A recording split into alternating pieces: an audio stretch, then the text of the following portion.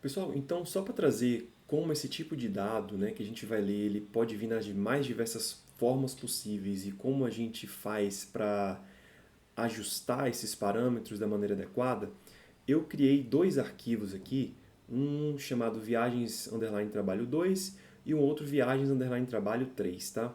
Eu vou abrir o 2 primeiro e veja que ele está no formato TXT. E aí observe aqui no primeiro momento qual que é a formatação desse dado, tá? Como é que ele separa a coluna? Né? Pense um pouquinho aqui. A separação dele de coluna é por um espaço em branco, tá? Um espaço em branco, basicamente isso, né? Se vocês observarem. E a separação de linhas, de novo, é uma quebra de linha. Isso é praticamente por padrão em todo tipo de arquivo. Então, antes de mostrar o próximo arquivo, eu vou ler esse arquivo para dentro do R.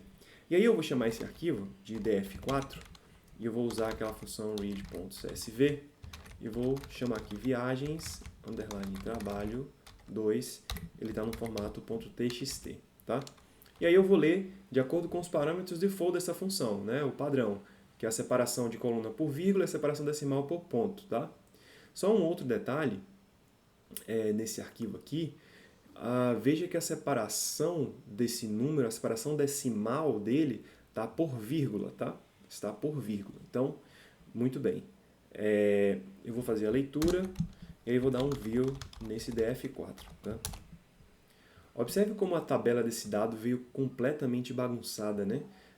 Os nomes de todas as colunas ficaram juntados numa única coluna, tá?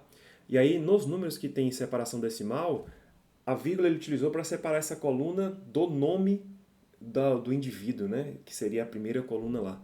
Então ficou bem esquisito aqui pra gente, né, pessoal? Então não faz sentido nenhum essa tabela aqui para nós, tá? Então para isso, para a gente consertar isso aí, a gente precisa setar esses parâmetros então. O nosso CEP aqui, né, que é a separação de coluna, ele vai ser um espaço em branco, basicamente isso. E a nossa separação decimal, que é o DEC, ao invés de ponto agora, ela vai ser uma vírgula, certo? Quando eu der Ctrl Enter e der um view novamente, opa, ele deu o nosso dado de maneira adequada. E aí, ó, separação decimal bem feitinha aqui, tá? O outro arquivo que nós temos é um arquivo que ele está salvo em CSV, veja, arquivos separados por vírgulas do Microsoft Excel. Só que quando a gente abre esse arquivo, veja que ele está separado por colunas, igual o Excel pede mesmo, né? E que a separação decimal dos números lá está em vírgula. Então, como que eu passo para o R a instrução de que ele está separado por coluna conforme o Excel entende, né? É isso que a gente vai fazer aqui agora, tá? Eu vou ler então um df5 e aí eu vou passar um read CSV, né?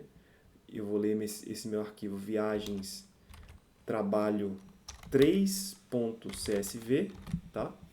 E aí, na separação, o que é a separação por coluna de Excel? É o que a gente chama aqui no R de ponto e vírgula, tá? Eu preciso passar que a separação decimal agora é vírgula, como a gente viu lá no arquivo. Eu vou chamar isso aqui de df5, tá? Para não sobrepor. df5, vou dar um view, e aí, né, o nosso df5 está exatamente da forma como a gente queria. Então, é só algumas adições dos parâmetros dessa função do read.csv para dar um certo repertório para a gente, porque a gente pode encontrar os arquivos nos mais variados formatos possíveis. Então, entendendo muito bem como funcionam esses parâmetros, a gente vai conseguir fazer a leitura adequada desses arquivos para dentro do R, tá?